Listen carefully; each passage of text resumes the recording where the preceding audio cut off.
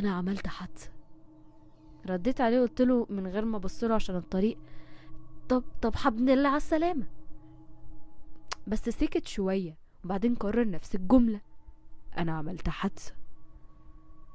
برضو انا استغربت، فرديت عليه نفس الرد وقلت له طب الحمد لله على السلامة، انت كويس؟ بس فجأة صوته اتغير وبقى حاد جدا ونشف كده وقال انا قلت لك عملت حادث.